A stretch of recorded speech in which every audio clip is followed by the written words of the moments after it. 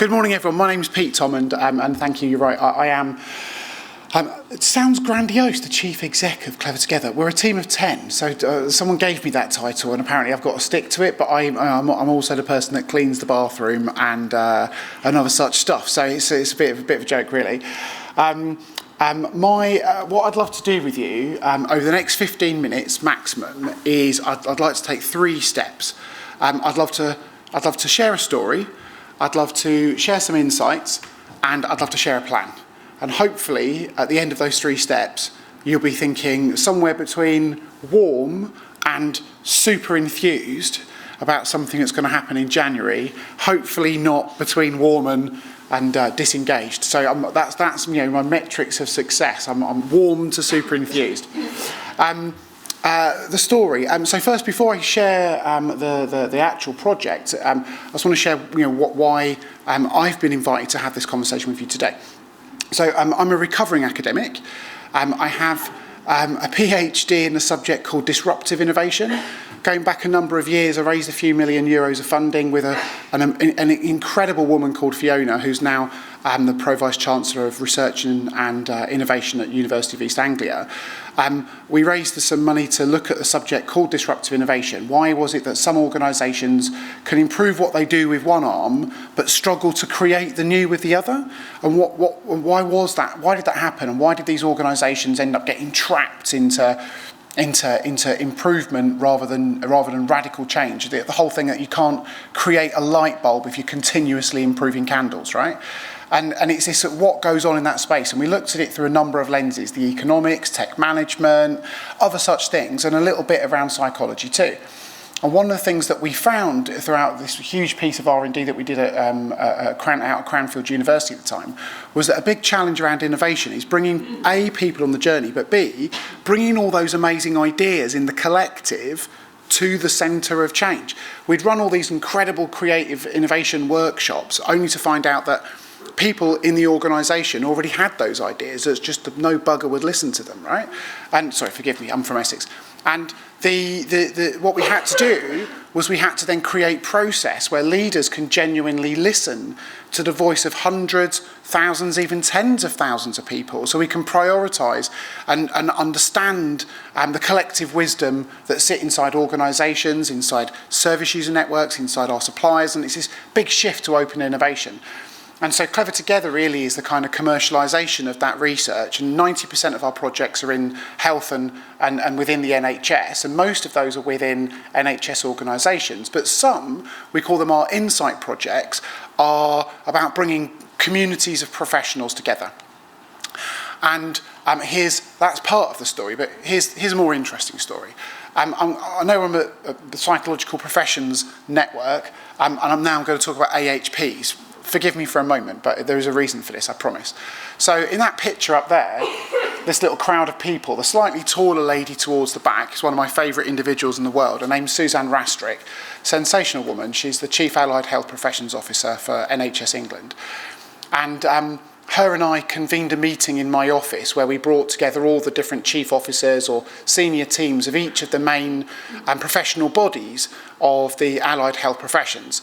And so you can see there on the far right, Jerry from the paramedics. On the top left is our friends from the Royal College of Speech and Language Therapists, and so on. And we had this big debate because what had happened across AHPs had been a lot of, I wouldn't call it infighting, but I certainly would call it not a huge amount of collaboration at the time.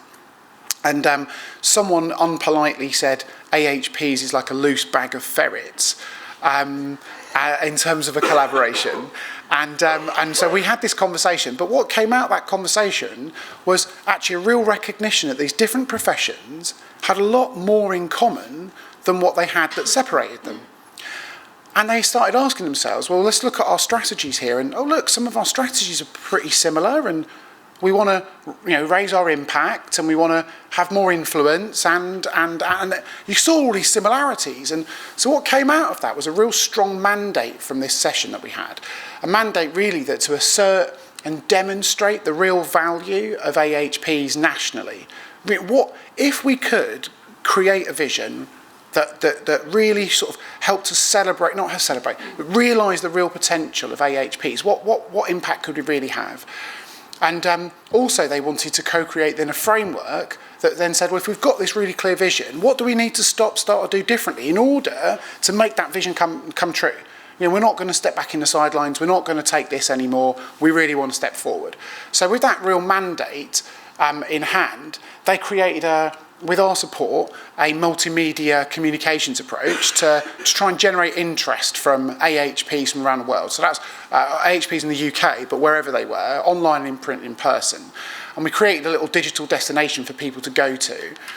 And from that, we generated 4,000 visits to a platform, and you could see they came from all around the country, and we leveraged all sorts of networks. So there's the AHP networks themselves, specific organisations that employ NHS AHPs.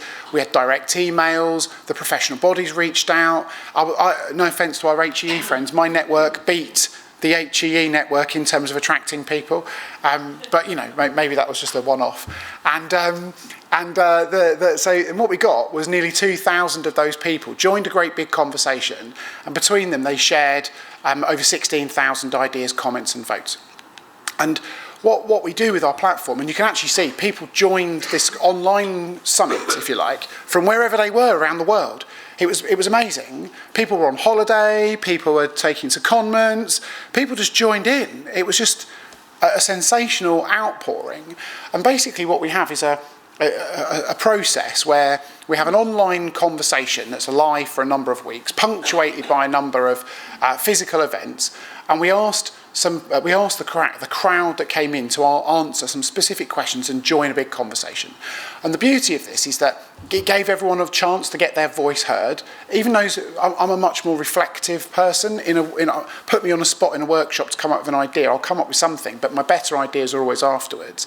And so to have that space to kind of stop and think and reflect and to join a conversation is really important. Also, what came out of that then was Suzanne could then listen to that. We could analyse that data cleverly. And Suzanne, as the chief AHPO, can then say, well, what I've now got in my hands here is the narrative that's shared by thousands of professionals. This is the lived experience of the people out there, not just a bunch of people sitting in NHS England thinking, what do we do next? So the change that if she genuinely listens to that then, the change is co-created. It's come from the ground up, right? And so people could come together to work collectively towards some shared goals. But more importantly, this isn't mob rule, it's crowdsourcing. So what I mean by that is that you collect lots of information and data, semantically analyse that into themes, but then triangulate that analysis with policy analysis, leadership experience, the lived experience of service users. And from that, we nurtured out of that a test framework around the collective potential impact of AHPs, the commitments they might need to make, the kind of support they need. And we put this framework back out then to the people who joined us, and they said, well, here's what we think's wrong, here's what we think's strong, here's what we think's missing. We integrated their suggestions, including from service users and patients. And hey presto, this project, this thing that's called AHPs into Action was born. So this was a co-created strategy, the first co-produced national strategy from NHS England. And what it did really was two things. One, it signalled really, really clear responsibilities. Firstly, for Suzanne as the Chief Allied Health Professions Officer, she's now got a mandate from the professionals that she represents. She's got a mandate, real clear responsibilities that have come from them about what she needs to get done over the next few years. Also, for system leaders, he said, well, this framework is applicable to you at a regional level or an organisational level or the professional bodies as it is for anybody else. So it signals clear responsibilities for them. And for AHPs themselves, it set out a number of commitments, a number of challenges, if you like, for AHPs. And it came from the AHP's voice. Equally, we could then demonstrate how this product was a clear response to the original mandate, and it's got some pretty pictures. The interesting thing about this, though, for me, is that it wasn't just a strategy, it wasn't just a document. Several months later, people were still tweeting about #AHPs into action. Normally when a document from NHS England's published, How many of you go, yay, good document from NHS England, whoop, whoop? Not many of us, right? Maybe a few geeks amongst us get really excited about these things, but not many do. But that project is over 3 years old, and these are tweets from the 12th of November, just a couple of weeks ago. AHPs into action's a movement. People have grabbed it. People use it. An AHP at the University of Derby Burton, head of AHPs, a sensational woman called Penny, reached out to me and said, I'm loving this framework. I remember getting involved in the conversation. I'm going to shape how we work as AHPs across our whole new merged trust. Can you come and help us? So I hung out with her and Kathy. They've co-created an AHP strategy within the hospital using that framework and published it just last month. So it's a framework that's years old, but a national movement. So that's my story. I want to share that with you because I think there's something in this for yourselves. But before I do, I want to share some insights. Insight number one, have you seen these pictures? The real impact of clinical services on people's lives. So the chance of you having a healthy life, 10% of that is down to the clinical services that are around you. Everything else is about behaviours and not everything, but behaviours and your environment with some genetics and other things in there. But only in terms of clinical services, the impact of clinical services, according to Non-Profit Quarterly, makes about 10% of your probability of being healthy, right? And you can look at that even more deeply. And I love this picture. Some really great research conducted, supported by the Royal Free, when you talk about health from the cell through to society. And so much of our health is governed by our genetics, right? And there's loads of amazing work going on in genetics. And oh my gosh, this space there to think and act differently is sensational, right? However, of course, all of that works within our bodies. So we need to think about our physical health. And so much of our physical health then is impacted by how I feel. And as soon as you hear that sentence, I hear psychology, psychological professionals. How do I feel? It massively impacts the choices I make, the behaviours I have, and impacts my body. But how I feel is massively influenced by my home, my work, and my play. And again, I hear psychology in there, right? And psychological professions. I hear, how my home works, or how my work works out, or how I operate and play. Psychological professionals screams like involvement in that space, and of course, that is impacted by where I live. And if the design of physical and structural environments is not influenced by psychologists, it just seems like a real missed opportunity. So I look at that picture and think, oh my gosh, this screams, surely there's more involvement in psychology. Well, from psychology, from the psychological professionals. And we've had nearly 500,000 people involved in our projects now over the years, and we keep seeing in our data a call for more involvement from psychological angles. And you'll hear about the Topple review in a minute. My organisation did a big piece of work to help collect lots of the evidence and data around that. We did a huge data analytics piece that fed into that. And we also did recently a huge piece of work around new roles, new advanced clinical practitioners and the like. And when you bring these two data sets together, what comes out of that is that the innovations in technology and innovations in workforce is destined to deliver 5 primary impacts. One's about much more personalised care. The next is much more predictive care. And the next is we can start to get into a lot more about preventative ways of working. And we can involve people a lot more, the service users and patients and the public a lot more in their own care. And using these technologies and new ways of working, we can be an awfully lot more productive, especially helping professionals to play to the top of their licence to have the biggest possible impact they can have. And the guys from the Topple review will talk in more detail about the exciting technologies and things that can underpin that. But what I'm suggesting is if you take these 3 lenses together, these 3 trends, these 3 insights, it feels to me that it makes a call. And actually it suggests to me that there's a need really to continue this shift in health and care that we're seeing from a medical model much more to a biopsychosocial model. It feels like it's it's absolutely got to happen. If you think from cell to society, and the fact that so much impacts us that's beyond our clinical services, we've got to have a stronger shift to that biopsychosocial model. And I know I'm preaching to the choir here. But also there's a need here for us, we think, to have a much more joined up approach to the psychological professions. When chatting with Geeta the other week, where I was saying, we had this chat, it's like, should we not just psychologise the entire health work? We had this got really excited, and anyone who's spoken with Geeta before, she's a passionate woman and passionate about the future of the psychological professions, and it tapped straight into our data and our insights, and so it seemed to me and our colleagues and our peers that there's a mandate here for psychological professionals to get into action, not in a dissimilar way to AHPs.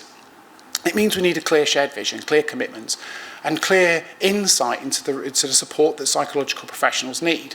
So it feels like there's a moment right now, a little bit like there was when I was in my office with Suzanne Rastrick and all the allied health professional leaders. So I'd like to share a plan, and then I'll shut up, I promise. Suzanne and co went through 4 steps. There was a mandate they created. We then generated interest in a big project, a huge national conversation that went global. We collected all these ideas, comments and votes, turned that input into some really powerful new insights. We validated that insight further with service users and patients and other professionals as well as AHPs. And what came out of that was an actionable new framework, which is not just a strategy, but to become a movement. My proposal is that you can make that happen too for the psychological professions. And what we're saying here is that it seems wherever we go, there's an agreement, there is a mandate, a national mandate for psychological professions, where one, we co-create a real clear view. If we imagine a future where psychological professionals are having their fullest impact across the system, what impact would that be? Like, if you were truly used at the top of your licence in absolutely everything, not used, forgive me, if you truly gave yourselves and were enabled to work at your top of your licence, you could have a sensational impact nationally on both the workforce and the population in all sorts of ways. If we can agree that vision, then what we've got to ask ourselves then are what commitments must psychological professions of any type make in order to honour that? And then what support do you need to get there? Because there's going to be a bunch of stuff that you need that's not within your grasp, right? And it feels that's the right mandate. And if we can then generate interest in a great big conversation, people might come in and join physical workshops and a big online workshop to answer those questions. So we can generate insight into a great big conversation to answer those questions. We can take people's input and turn that into new insight, create an actionable framework, which then, Geeta, yourselves as individuals, your organisations, NHS England, whoever, can take this co-created framework that's come from your lived experience and turn it into action. And it becomes a movement for your professionals. So that's what we're proposing. We're proposing it's called Psychological Professionals into Action, or there'll be a Twitter handle that's #PPs into Action. And it's deliver these 3 things: a shared vision for your collective potential, and understand the commitments that PPs need to make, and understanding the support that we have. And we've got a little brand, and you'll see it's all in your packages and stuff like that. And there's some stuff we're preempting here that you'll be able to support, right? We've got these steps. Here's the plan and it's not my plan, it's a plan that's been created by lots of other professionals. And actually Alice, I've got to give a hand up to Alice. Alice, give a little wave. Alice has been absolutely central to this whole thing. Oh my gosh, but you'll hear me boast on Alice's behalf a bit later. But we're in this phase right now where we're warming up psychological professionals around the world, and that's not mean like going around literally hugging and warming people up, but forgive me, it's we're sharing the knowledge and spreading the word, and so what we're doing is that we'll be using events like this and promotions and things like that to get people to get interested. You can come now to what's the PPs into Action? Yeah, ppsintoaction.clevertogether.com. And you can register your interest in the conversation, and you'll get sent this information as well. So we're warming people up to a launch event on January the 15th, and then basically we'll go through 2 big phases. One is a national online workshop to do a first round of co-creation across these 3 things we talked about. And then second, then to confirm, challenge and kick into shape our analysis and interpretation of the collective experience that you've all had. and then there'll be some workshops for leaders around the country to shape that up into something that they feel that they can then use as a tool to help move the agenda forward. And then in May, maybe early June, we'll then be launching that product and celebrating with you all.